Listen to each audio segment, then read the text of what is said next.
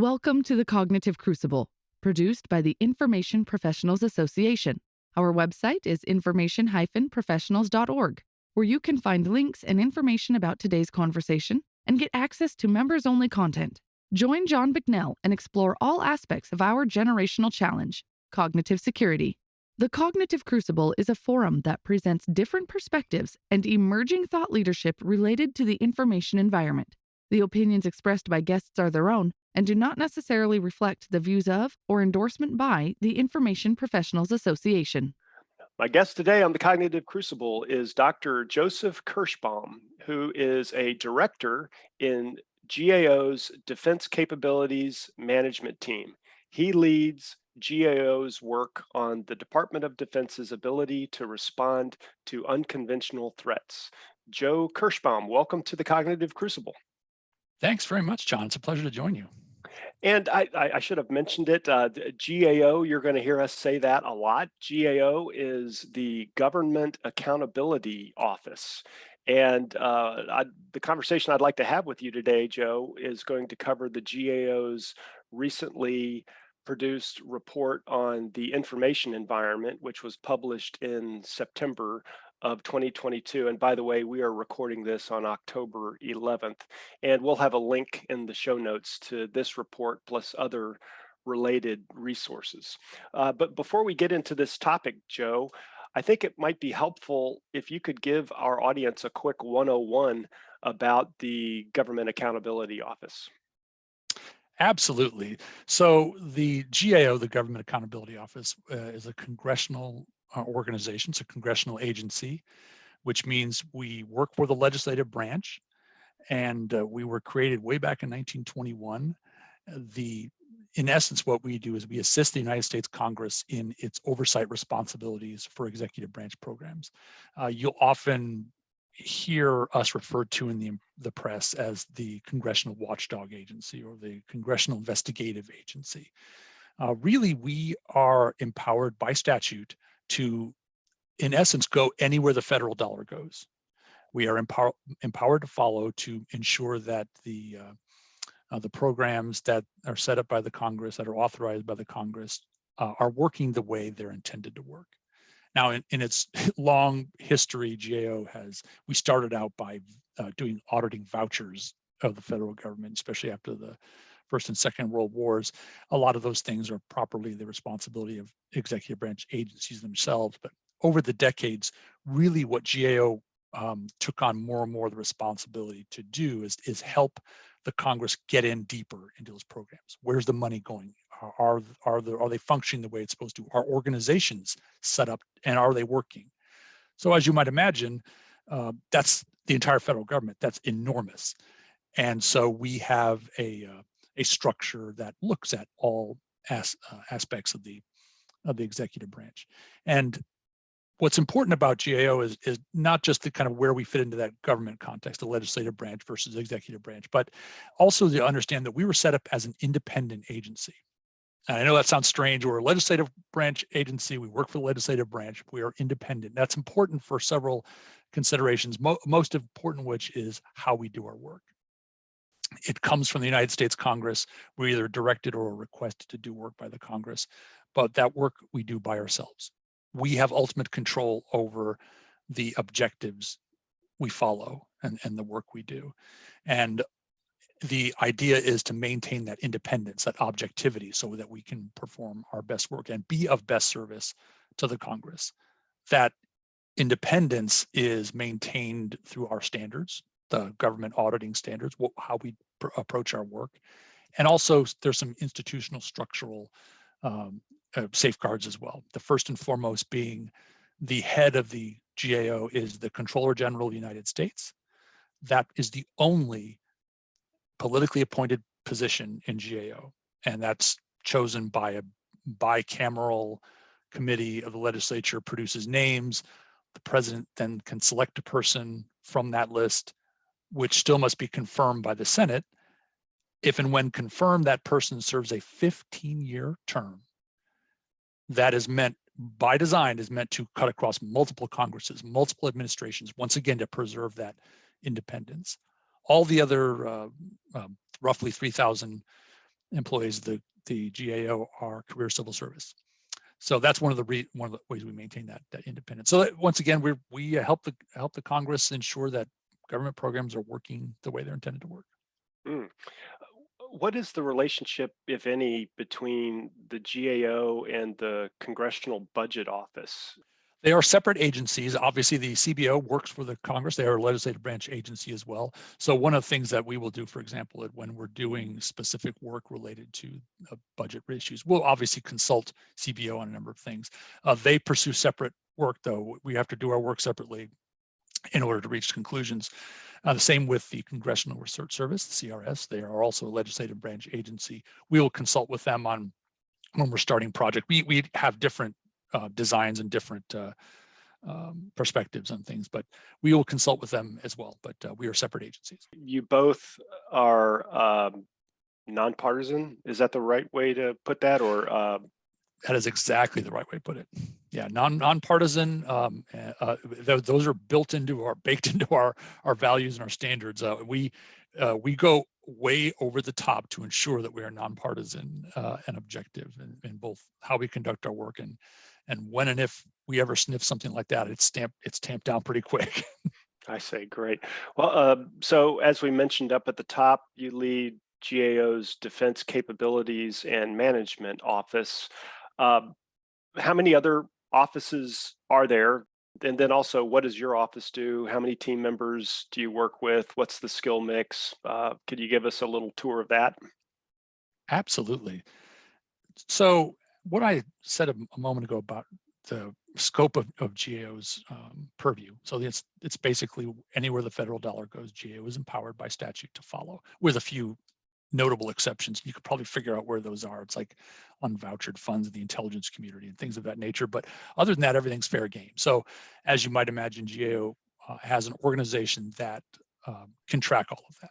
We have 14 mission teams that cut across the entire federal government. As you pick any program you can care to name, we have a team that will cover that, from education, welfare, natural resources, environment, homeland security, financial management, things of that nature.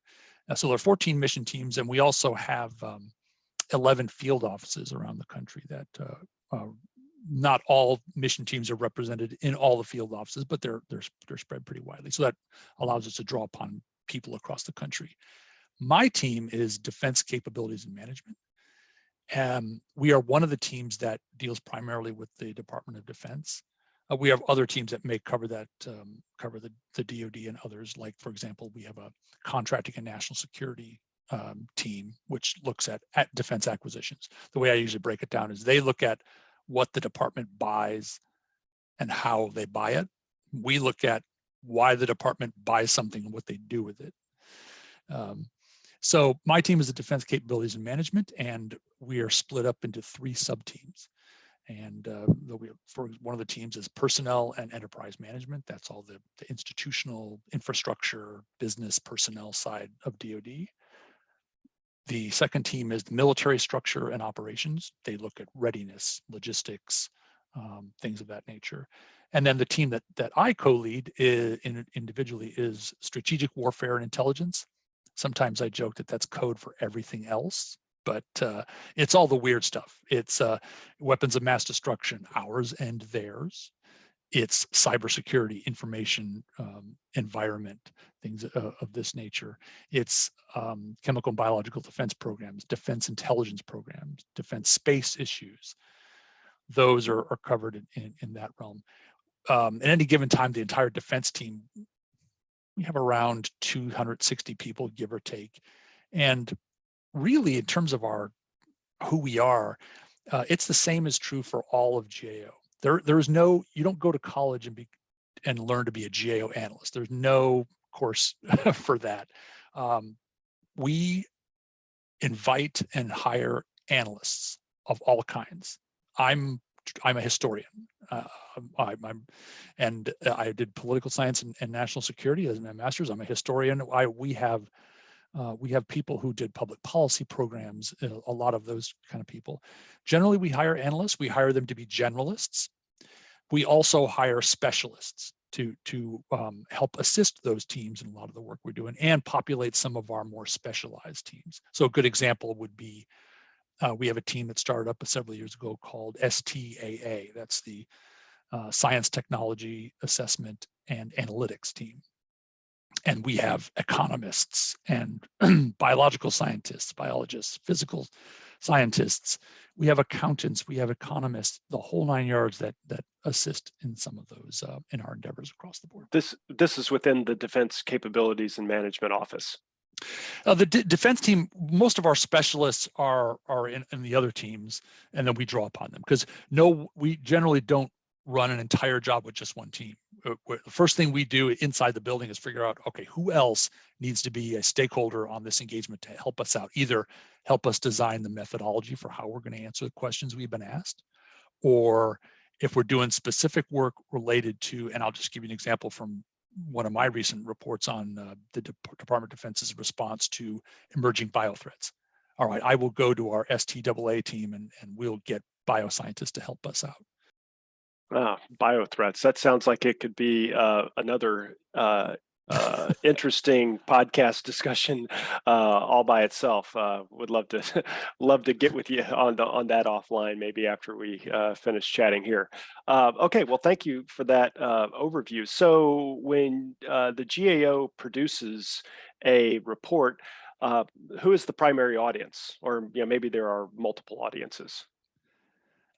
It's definitely best to say there's multiple audiences. When you pick up the average GAO report, and I say the average because we have multiple kinds of products. When you pick up the average report you see on our website, you'll notice it's written like a letter. And you'll see the first thing you'll see after the first page or so, it'll say, "Dear Senator so-and-so," or "Congressional requesters," comma, and then it'll read like a letter. And that's by design because the vast majority of our work is requested by the congressional committees, or it's directed, it's written into law, or it's written into certain committee publications. So for the defense team, and the percentages change everywhere, but roughly 80 to 85% of our work is in that category of being either directed by Congress, in terms of the House and Senate Armed Services committees. Every year they issue a report that accompanies their version of the National Defense Authorization Act legislation. And it lays out the justification for what the committee plans to do with that legislation. And they will write in there, the committee directs GAO to perform work. And then they will also write direction for us to do work in the actual legislation itself, which if it becomes law is legal. That's legal, it's law, we gotta do that work. The stuff that's written in the committee reports, because the National Defense Authorization Act has consistently passed for the better part of the last 70 years, that's a source of pride for the Congress, and the number one responsibility of the government itself is defense of the Republic. So passing that Defense Authorization Act is seen as vital. Because it is so consistent, we view things that the committee directs us to do in those reports as binding. So we will do those. And by the way, the Department of Defense does as well. So we will do those reports. So that's what happens. The Congress directs us to do this work. There's a little bit of a two-way street. What happens in general is we have really good relationships with the congressional committees. In the defense team, it's by and large the defense committee. So it's the Senate Armed Services Committee, the House Armed Services Committee, the Appropriations Committee's defense subcommittees, and then in increasing fashion and increasing numbers, the House and Senate Intelligence Committees. We also work with other committees as needed, but by and large, it's mostly the defense committees. They're the primary directors of our work. We will get the task from them, and we work with them in advance wherever possible to figure out what the committees, what's their priorities, what are they trying to do, how can we best help them, and that conversation usually runs the other way as well. They'll look to us to say, based on our experience, what should we be looking at? And we can reach an agreement on some of those things so that we can figure out where best to apply our efforts to meet the committee's needs. So our reports go to those committees. They go to the U.S. Congress. That's who they're meant for. When you look at the reports, though, you will see that usually at the end, and not all reports will have them, but when you look at the end, you'll see recommendations for action. Those recommendations are almost always to executive branch agencies. So the recommendations are meant to directly address issues we identified to executive branch agencies. So they'll get the recommendations, even though the reports are going to the Hill. And that's for the very important reason that we do not have authority to legally lay a recommendation that's a requirement on an executive branch agency. It doesn't make any sense legally and constitutionally for us to be able to do that. So our recommendations are just that, the recommendations for the executive branch. The report goes to their congressional requesters, and then their reports are written in a way that is, wherever possible, as accessible to the public as well. Because wherever possible, we publish our reports openly, unless there's a restriction for classification purposes or sensitivity. And our reports are all public so that they can be viewed by the public. Right. Yeah. Well, I can see how this really does fit in with a persistent or a continual dialogue between the executive branch and the legislative branch of the United States. I don't know, the flow I have in my mind is something like, a congressional member or a committee asks the GAO to examine something and make some, analyze it, make some recommendations. You guys come back with a report. The report's open to the world typically, and of course, the congressional member or the committee takes it, absorbs the information, and DOD can perhaps expect sometime within the next 2 to 6 months that there might be some questions coming directly from Congress to DOD, which with your report like stapled to the back of the question, right? So you guys can't direct DOD, but your recommendations wind up percolating through the system nevertheless. They do, and that dynamic that you laid out, that happens a lot, where we are, especially if we're working on a body of work, something we've been working on for a while, and that comports with the oversight agendas of the Armed Services Committees. They're trying to figure out where the Department of Defense is on certain issues, how far along they are, where they need to change, and they want to know what they can do. What is it within their grasp to do as the authorizers and in terms of legislation? And sometimes we can help them narrow that down. So if we identify certain issues, we make recommendations. If over a certain time there's not a lot of action on those recommendations, either in direct response to what we recommended or something that achieves the same result, it doesn't have to be the same thing we recommended. If they don't see action, though, sometimes then they will move forward with sometimes legislation. Right. Well, maybe we can start stepping into this most recent report just a little bit. So as I mentioned at the top, this came out very recently, September of 2022. But this is actually the most recent in a series of GAO reports, which have examined the United States Department of Defense's current and pressing challenges. And I was actually surprised that in the back of the report, there's a section which lists out, it's at least 18 to 20 related reports, which cover everything from AI to cybersecurity, electromagnetic spectrum operations, contractor security, on and on, insider threats. So you've been with GAO, I think, over 20 years now, and so you've seen all of this unfolding.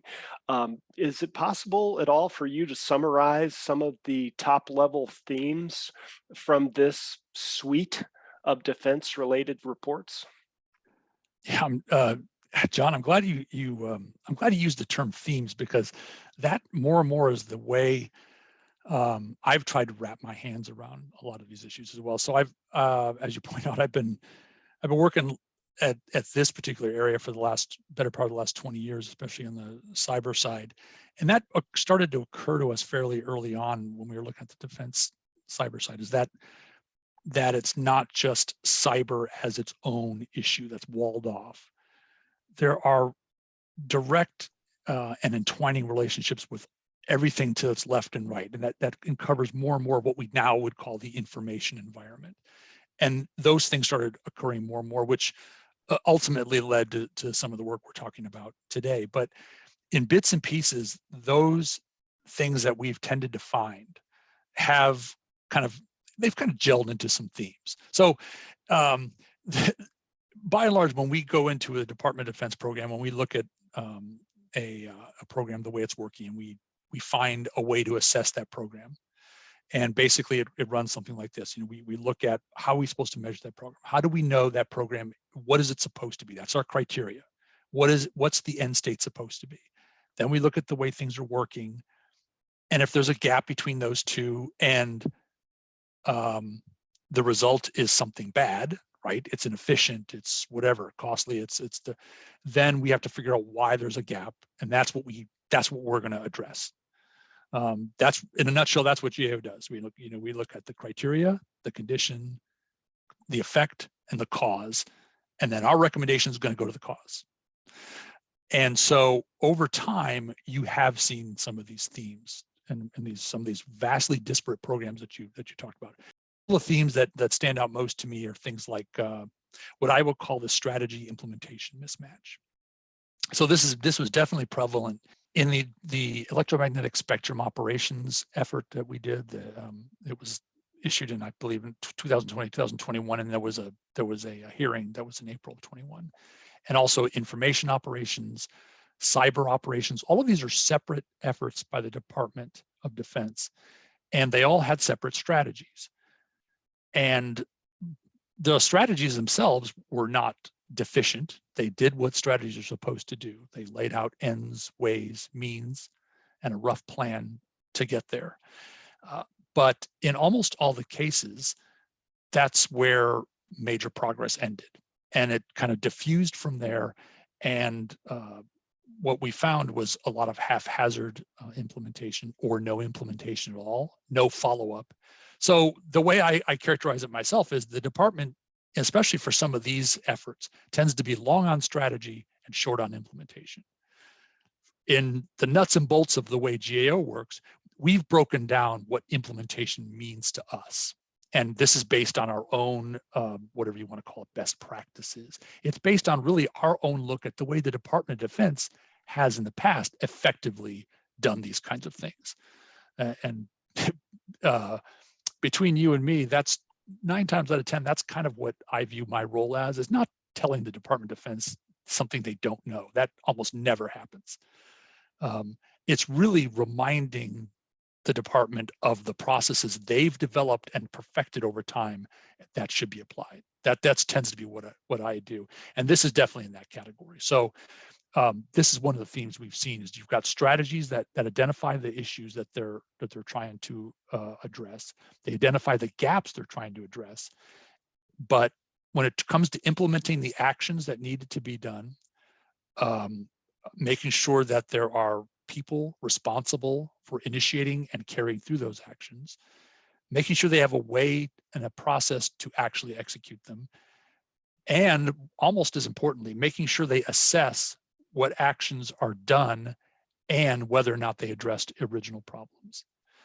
Those kind of things tend to fall by the wayside. There's not enough attention paid to them, or it's not a priority.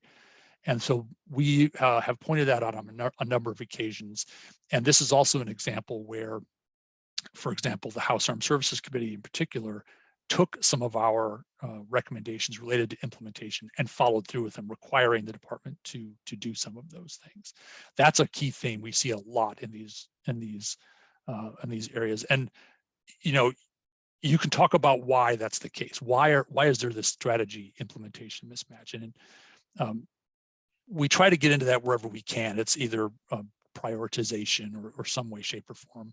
But there are probably bigger cultural issues, related to the fact that a lot of these things we're talking about, like information environment, like electromagnetic spectrum, these are traditionally not your standard military service-based warfighting functions, or they are, but they're not like, it's not like in the Navy where you have your aviation, you have surface, you have subsurface warfare. Everything is viewed in that context. And pick your service. I can give you which lanes they have and how they view things. And things like cyber or electromagnetic spectrum operations, information warfare, information dominance, whatever you want to call it, those are viewed as enablers, tag-ons, things you add on after you do your plans. And we can get into this more later, but nothing could be further from the truth of how valuable they are for military operations. And it's sometimes institutionally tough for the military to see that. So that tends to be one of the reasons that they don't aren't able to coalesce their efforts and do implementation. So that's one of the themes. One of the other themes that I'll mention really quick, because I find it pretty important, and it relates particularly in areas like cyber and cybersecurity and information, is that cultural gap. And what I mean by that is when we looked at some of the issues, like I'm thinking of like looking at the Internet of Things and the impact on the use of the Internet of Things by the department, what you ended up finding was a gap between those that dealt with information systems and cybersecurity systems, and those that either didn't as a matter of their job description or wouldn't as a matter of their culture. So what I mean by that is you've got people in the CIOs of the world, where we would ask them about, well, what about these Fitbits and things that soldiers and sailors might have on their persons? Are they much of a threat? And I'm oversimplifying this to some degree, but the answer generally was, well, we don't allow those on the DoD network, so that they're fine, or not. They're not fine, but they're not a threat. And they're right; they don't allow them on DoD information system. But you go down the hall and talk to the guns, guards, and gates people, or the counterintelligence people who aren't interested in cyber systems or weren't, and you say, are there any concerns about all of these soldiers in a given place wearing Fitbits that transmit unencrypted data outside the fence line? And they go, oh yeah, that might be a problem for operations security or whatnot. And those two sides generally don't talk to each other. So those were the cultural things that we tended to see in the department. Much less so now, but there was definitely the case a number of years ago. And that cultural gap tends to persist in some ways. It's the gap of the cyber guys will handle the cyber stuff. Those are those information warfare people. They'll handle all that weird stuff. And once again, to be further from the reality of military operations in the information age. Yeah, well, famously, culture eats strategy for breakfast, or Yes. Something like that, right? So That's correct. You're observing a strategy-related theme and a cultural-related theme. It really, I think, encapsulates a lot of the frustration that. Yeah, so I'm a retired Marine. I know that you were in the military Yeah. as well, Joe. And from a military perspective, it's just that frustration of things are just not happening fast enough, or these disconnects are just like glaring. But these are big, wicked problems. It's not like there's people throughout the federal government and Congress that don't want to solve these challenges. It's just that they are really hard, and culture it makes it even harder. Absolutely, and I definitely want to stress that when we go to talk to the folks in and what's one of the benefits of GAO to our congressional clients is we go to talk to everybody. We will talk to the heads of the department, the OpNav staffs, the Army staffs. We'll talk to the generals. We'll talk to the Joint Staff, and then we'll go out to visit units and talk to the people actually pushing buttons and things. So we get a really healthy perspective on this. And without fail, we will, when we're talking to people about some of these issues, we're talking to people who already know that these issues exist. They probably identified all the right solutions to them. They definitely know how bad they are, and they know how important they are. Once again, the problem is the farther up and out you go in the department, the harder it is to coalesce action at the department level around those things. So in a lot of ways, we, in doing our work, we're another way to channel the energy that's happening in right places in the department and make sure it gets more attention. Right. I'm just curious. I'm sure the answer is probably yes, but here in a couple weeks, we're going to have some folks on to talk about the new joint pub that just came out on information. Were you guys tied in with the joint staff? Yeah, to some degree, we saw some of their early drafts, and it was interesting because it relates directly to the very first things we do when we get a report is try to figure out what the terms are, because making sure you understand the terms, but both so we can communicate what we're trying to say and understand how it's being done in the department. That was fascinating look into how they're doing that, and it definitely relates to this whole matter of what the information environment is and what comprises it, what comprises the activities that come off of it, just to have a mutual understanding about definitions. But then in DoD, right, they're talking about joint pubs. That's doctrine, and in the military, doctrine is really important because it's the far left part of the spectrum that then guides everything that happens to the right of it. It's the way we fight. Once you've articulated the way we fight, then you can figure out how to train to do that. And then once you figure out how to train and that measure what you're fighting, then you can figure out how to measure readiness. So it governs a lot of that. So it's these conversations are really important. And we also recognize that these things are still in flux, and they're going to be in flux for a while. Just what is the environment, how to, things of that nature. Yeah. So maybe you could give our audience a overview of some of the key takeaways from this most recent report. And again, link in the show notes. Absolutely. So the first thing to know about this particular report is it doesn't look like the normal GAO report that I mentioned earlier, like the letter to a congressional committee. I mean, it is addressed to congressional committees, but we initiated this ourselves. So our work, generally, like I said, 80% of it or so gets directed or by the armed services committees. And then the rest of it is by request. It's a letter from congressional committees. We reserve a very small percentage of our work, and by statute, the Controller General can initiate work on his or her own authority.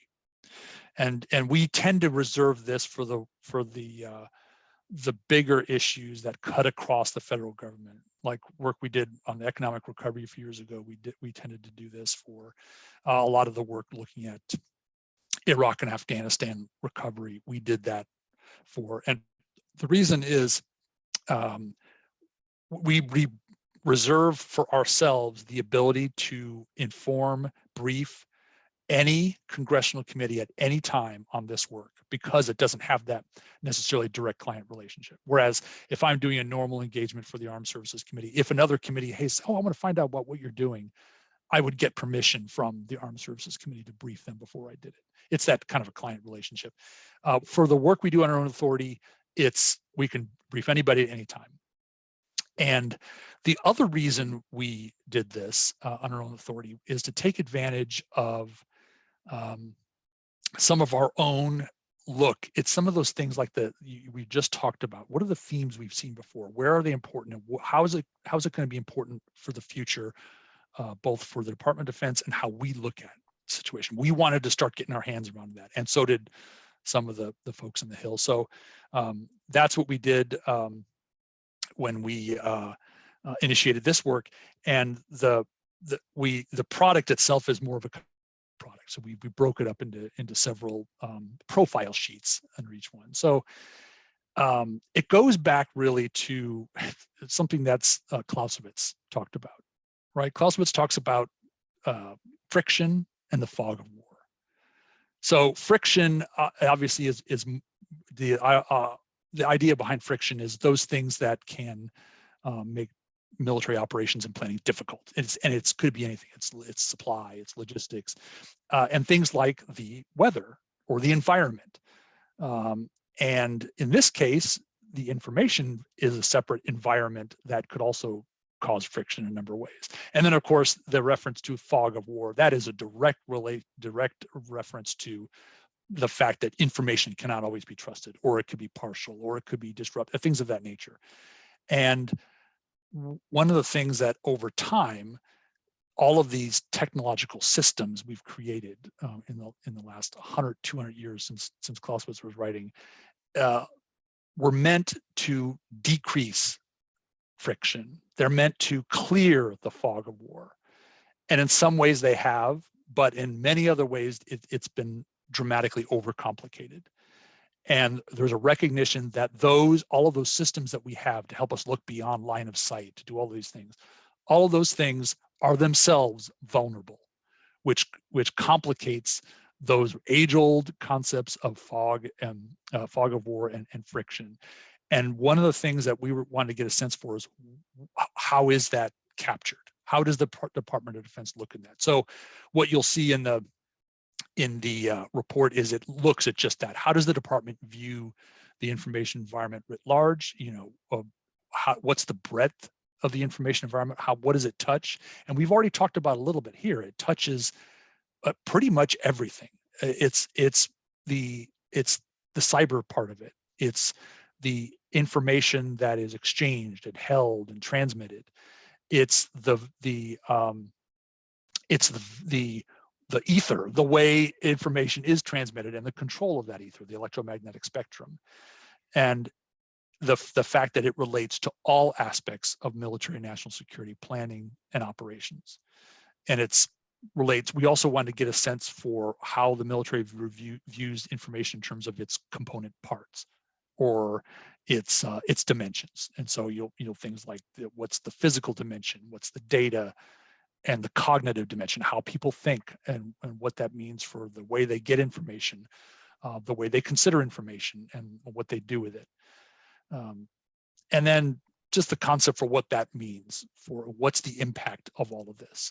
And the way we did this is we looked at, we broke it up into, depending on the responses we got from across the department, we broke it up into several categories that look at things like the nature of the ubiquity of information and what it might mean when it's taken advantage of. The missions and functions that DoD depends on to provide technology for the electromagnetic spectrum and how it uses it. And then look at the threats. What are the threats? Who are the threats? And how are they threatening the information environment? And then things like some of the things we've hit on before, institutional challenges, how structures matter, and things of that nature. And then we also looked at some of the things that are important in terms of emerging technologies and the impacts on those. Obviously, things like machine learning and AI dramatically complicate the situation in terms of information. And you also see in this report, this is not a traditional audit in that we did not examine these programs for their effectiveness and make recommendations. We already done that in some degree, and we will do that in the future. But we did look at the work we gathered this time, and we also asked questions for the future. This is meant to point the way for where our congressional clients and others may be able to think about where DoD is and ask questions that could be conveyed for oversight in the future.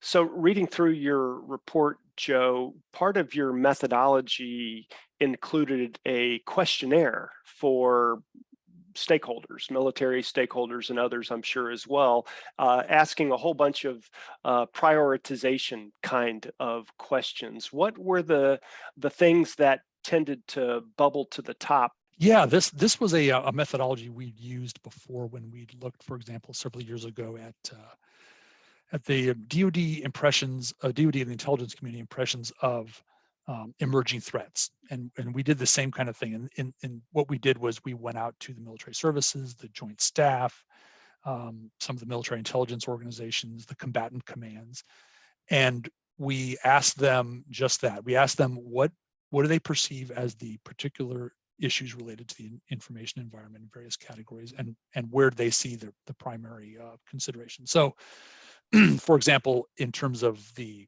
mission and functions, those missions and functions in the department that are affected by the information environment, there was, a pretty large coalescing around the things that are most important to them were like communications. Obviously, that comes foremost to mind. Communications, security, the ability of the department just to do business, coordinate plans with our allies. Those are the things that really came across in terms of their responses. And what's interesting about those is it's a recognition by various organizations about how important the information is across the board. They recognize that it's going to affect all of those things equally. And then, so another good example would be, I guess, the threats, the source of the threats. There was, as you might appreciate, there was pretty wide agreement that the foremost threat actor was China, Russia, a very close or dead close second, or if not even, and then Iran, North Korea.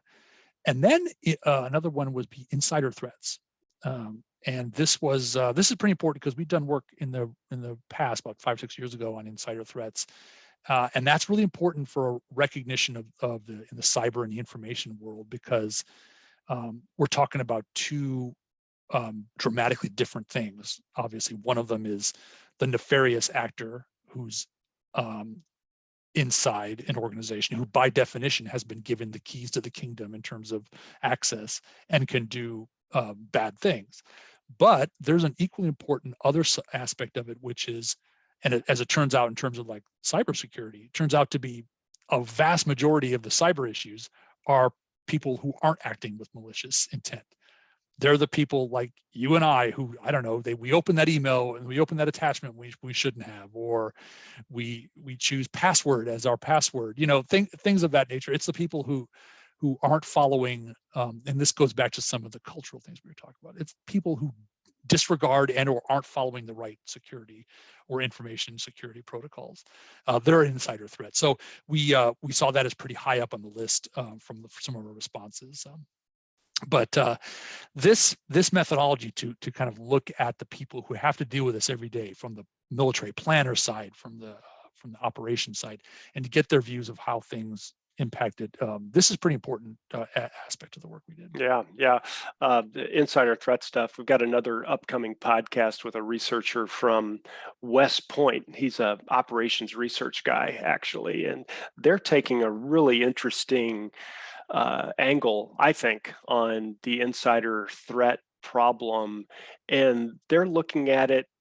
So these are my words. he might say this differently, but they're looking at it as how do you set the internal conditions within an organization so that insider threat just doesn't flourish, right? It would be like if you plant a seed in the Sahara Desert, the seed's not going to grow. So if you take an insider threat actor, like someone who has a propensity for insider threat, but you put them into an ecosystem where for that actor, how do you create that kind of a environment so that insider threat is just like, well, I would like to do something, but it's just not worth my time and effort. Something like that. Right. That's fascinating from a cultural and institutional standpoint. Right. Absolutely. And anyway, just a little glimpse into a future discussion. But anyway, back to this report, Joe. What's been the reaction? Yeah, so we every now and then we'll get inquiries from the press about just these things, how they fit into the work we've done, which is something that's happened this time. But also, even though we started this work under our own authority, we have been talking to a lot of our usual congressional clients, and in fact beyond the usual base of congressional clients, to let them know we were doing this work, and then let them know it was coming up, and we have had an outstanding reaction from them, because they're also trying to wrap their hands around this. Where is how does DoD perceive the information environment? What does it mean? What does it mean for all of these things that you, GAO, have been telling us over the years? And how can we use this for our own oversight plans, which has been great, because that's exactly where we want to be. And that's wherever possible, we want to be looking obviously at what DoD has done in terms of evaluation, but wherever possible, point the way forward. Where do they need to go? And that's one of the reactions we've gotten, is this helps us do that. And that's it's in large measure due to the relationship we have with our congressional clients, and also our the ability to design this work that we think is important. So I have an assistant director that works with me. His name is Tommy Berry. He works in our Dallas field office. He works with me on a lot of these information environment jobs, and he's really the intellectual brainchild for a lot of this stuff. He's thought about this stuff in advance and lays it out, and so we can build these things and design these work like this, so that when it's done, it hits that spot of providing the right context, pointing the way for the right questions to ask in the future. That can help us in the way going forward, and it can also help our congressional clients identify the ways that they may need to oversee things in the future. I see. I'd like to start wrapping up, Joe. So I try to ask most guests. We have got a lot of students and researchers who listen to this podcast. Could you offer a fruitful research question that may be related to the kinds of things that we've been discussing here, that an interested student might take a crack at? So I have two. It's hard to pick just one. Yeah. Yeah. Well, let's say one would be broader, and it's really, what's the right whole of government structure to think about in terms of the government's role in either managing the information environment or some major component of it, whether it's approach to information operations or things of that nature. What's the right interagency structure? And the reason I say that is, we've looked a lot at our adversaries, the China and Russia, and they don't seem to have a problem with the whole of government approach. And that's obviously related to the fact that they don't have a democratic republic structure and things of that nature and separation of powers, but they're able to operate at a different level. And we don't operate at that level. We have the structures we have.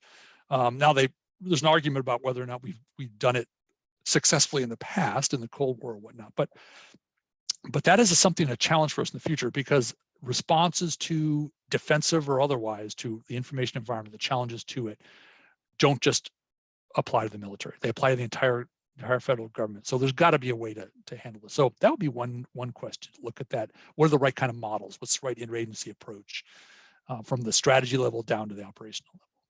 The other would be at a much more tactical military level.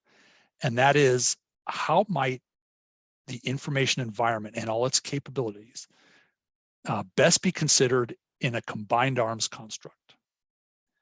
And so regardless of what we all think about the performance of something like the Russian army in Ukraine, the evidence in the last 15 years or so is they have adapted some of those techniques to a more, what we might call a combined arms structure at the operational tactical level. And so these are the ways that I think are going to, and the military services in the U.S. are grappling with this right now, is how best to think about that for the future. Yeah, two fantastic questions. I've got to just comment on both of them. For the first one,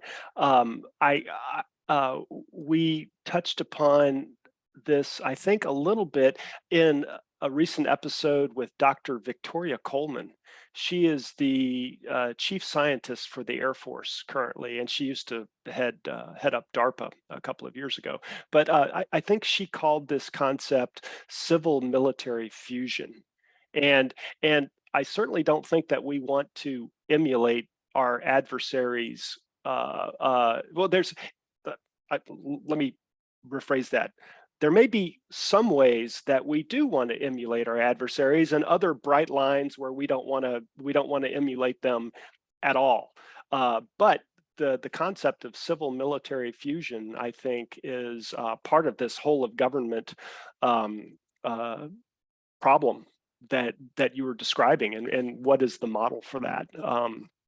That's that first one, and that's the second one. As a Marine, when you were talking about combined arms, I think maneuver warfare, and having from the strategic, operational, all the way to the tactical levels, how can the information environment be incorporated into maneuver? And yeah, I think that is very much a open question, and the TTPs for that are developing, and we're witnessing, as you said, in the war in Ukraine right now, for sure. Yeah, outstanding suggestions there, Joe, for sure. Last question: what's a good book or other online resource that you might suggest to our audience? Something I've read recently, I would recommend Information Technology and Military Power by John Lindsay. So this is part of the it's a part of the Cornell Studies on Security Affairs. This was written in 2020, and it's really a good introduction to the complexity of information. And as a historian, I appreciate historical examples in there. For example, what I think is, if you're trying to wrestle with what the joint all-domain command and control concept is, the JADC2 concept, if you're having trouble figuring out what it is, there's some good examples in there from like the Second World War that point to how what it is and how it relates to that, and kind of the importance of information and how it's used across the board. Joe Kirschbaum, thank you so much for being a guest on the Cognitive Crucible. Thank you so much, John. It's been a pleasure. The Cognitive Crucible is the only podcast dedicated to increasing interdisciplinary collaboration between information operations practitioners, scholars, and policymakers. To find out more about the Information Professionals Association, visit us at information-professionals.org. Please support our podcast by giving us a 5-star rating and leaving a review.